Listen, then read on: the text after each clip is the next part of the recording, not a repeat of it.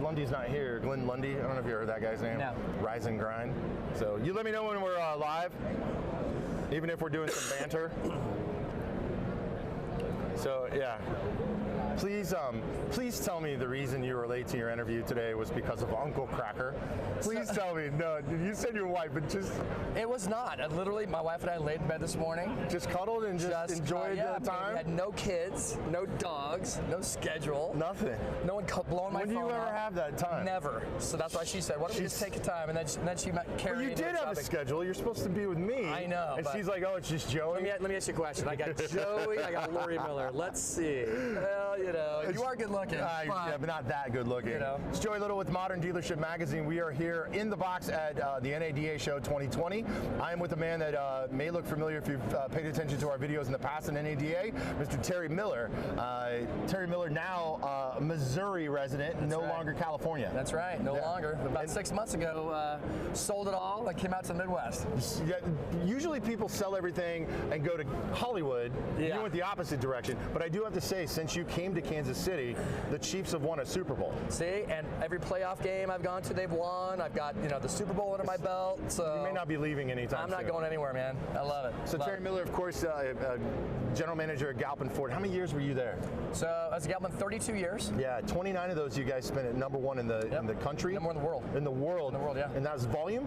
Volume. #1 volume Ford dealership. Sold more new Fords than any other dealership ever. That's right. And then you get this opportunity talking to Mike DeLay and Todd Crosley to be more free, because as a general manager working for other people, you're kind of under their. Interestingly, is that it was time. It was just time for me to get out of the. I got kids, and the 18-hour days and all that, and so my wife just said, maybe it's time for us to take a look at something else. We had some family things come up as well, so we figured, this might be the right time, and didn't really know where we were going to go.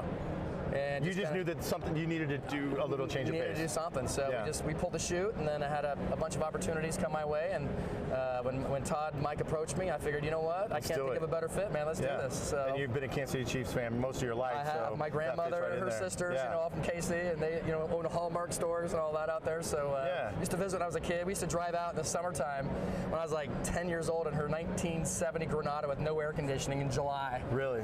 And I cross country, and I'd never forget those summers. Oh yeah, and just how hot and humid it was. But never thought in a million years I'd be back. But we absolutely love it out there. KC's beautiful. Well, I want to put you on the spot, and I'm not necessarily going to focus on the former at a Galpin or with Gary Crosley Ford now. What I want to talk to is Terry Miller, the captain, the general manager, the one that you've got fixed ops, you got internet, you got front of house, you got all that is underneath your realm, right?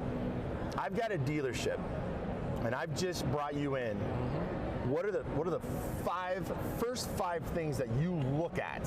Let's just start with #1. It's the first thing that's on your list to going into a new place. And you use Crosley if you want. Sure. What's the first I just thing did it, so I can tell you exactly what I did. Yeah, but so, I just didn't want to put Crosley out there or anything. I get it. But if I were to go to a dealership where I didn't know anybody, it was kind of like parachute in the middle of America. It's the first thing you look at. You look at the people. Really what you do is get to know everybody. I think a lot of people, when someone new comes in, they get a little nervous. What kind of changes are going to be made, and quite frankly, it's really just to get to know everybody on an individual basis. So just going and having one-on-ones with everyone, talking to everybody, getting to know who they are. I actually went to service, and because each department is equally as important. The front end gets all the fame and glory, but really all departments have to work together in order to be successful. Right. So I worked in service. I had them give me a service outfit, and I don't know how to fix an engine, but I went out there with all the technicians and just said, whatever you need me to do, I'll do it, and worked with some techs and got to understand where they're coming from, because it's impossible to manage anybody unless you walk in their shoes on a daily basis. And I wanted to know exactly what they were going through. So basically just worked with the techs and got to know everybody that way. Did you get confusion from any of them, or like, what the hell is this guy doing? They're like, what's happening, right? Yeah. What's happening? But or did they think, also I need to ask you, did they think it was like going to be a one-time thing? Like, here's the new guy, he's coming back, he's saying hello, and then we're never going to see him again? I think most people think that. I think most people think that, someone's going to come in and they're going to say X, Y, and Z and then not follow through. Right. I think they know now that's not the case, because the first of the 5 things is to get to know the people. Find out who they are, try to create a common bond with everybody, let them know that you're human being just like they are, you got a family to feed just like they do, and we're all in this together, right? So that went very well. So did that in service, did that in Quick Lane, and then The second thing is you've got to create and cast a vision. You've got to have a vision for everybody to follow. Are we talking individual visions like a career path, or are we talking about the vision for the company? It's really a vision for the company. I think, what happens is there are those who just come to work every day and they get very robotic.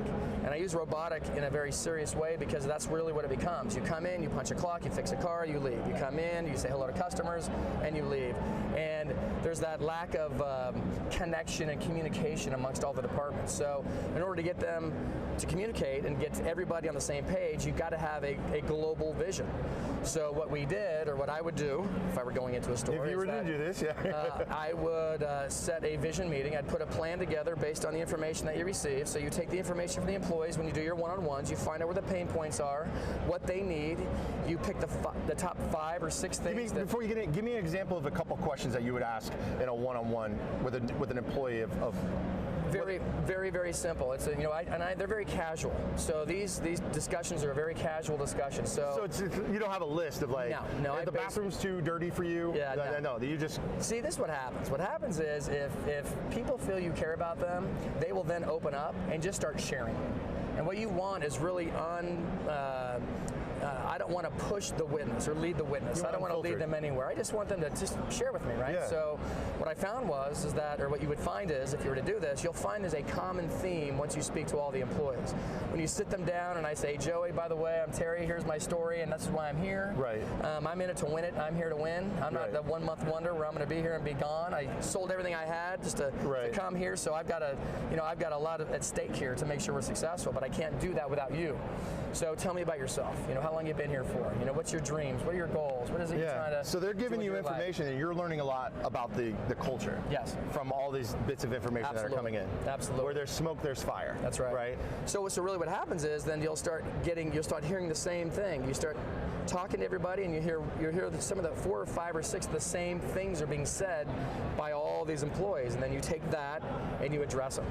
Okay, what am I going to do about communication? Most dealerships have a very serious issue with communication, right? They don't mostly the overhead. They don't bridge the gap between all departments, and so I knew that one of the things I needed to do, or that one thing that people need to do in general, not that it's bad communication, but just very constant communication. Tell me how I'm doing. Right. Tell me how the dealership is doing. How do we compare to our competition? Where are we going?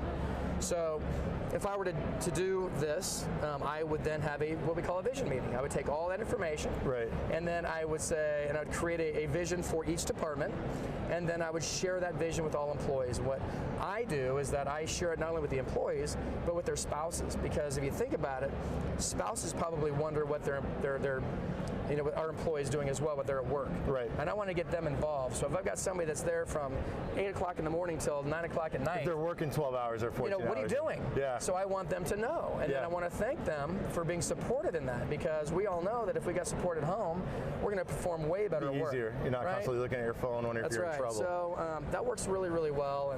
And so we at our store we had a vision meeting. We had 200 people there. I cast the vision, for all the departments, and really what our feeling and what we want to do is you've got to have a rally cry or something that you can share with everybody that they can all relate to. I'm going to cut you off because we're number 2 of the 5 things I want to get from you. Because what you're telling me is, I'm going to go off the whole customer experience thing, right? What you're telling me is because I said that you are the poster man for customer experience, right? Sure. Well, what I'm hearing from you now is that employee experience has to be understood and collected before you can have a decent customer experience. So my article actually, because you didn't start out with customer experience, you started out with the employee. You have to. It all starts there because the employees drive customer experience. If the employees are happy, then the customers are happy.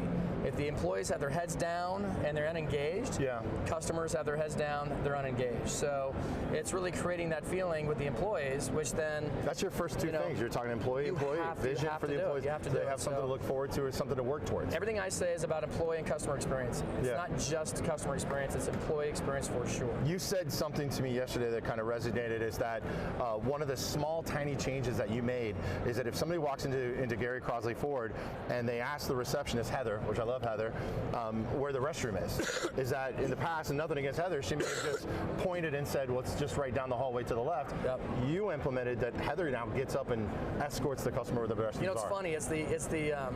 It's really the customer experience begins at hello. Right? So, for example, and I'll get to that, but an example is when I answer my phone, I don't answer, hi, this is Terry. I answer my phone, it's a great day at Gary Crosley Ford, how can I assist you? If you ever call me, that's how I answer my phone.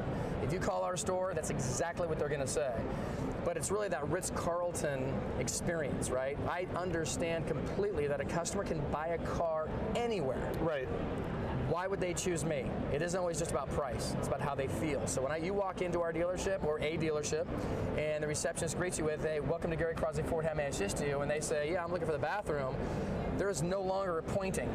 You stand up, you walk them over, and then you walk back. How do you get buy-in? How do you get buy-in for this vision? They love you put all the information together and it's like drinking this drink, right? They're drinking it up. Yeah. Employees drink it up because they want to do that. They want to provide great service. They want to be able to feel, it's in addition to what we're doing as far as the greeting goes, is that we have everybody wearing and dressing a little bit differently. They're dressing for success. We want everybody I want any customer that walks in a dealership to know that you work there.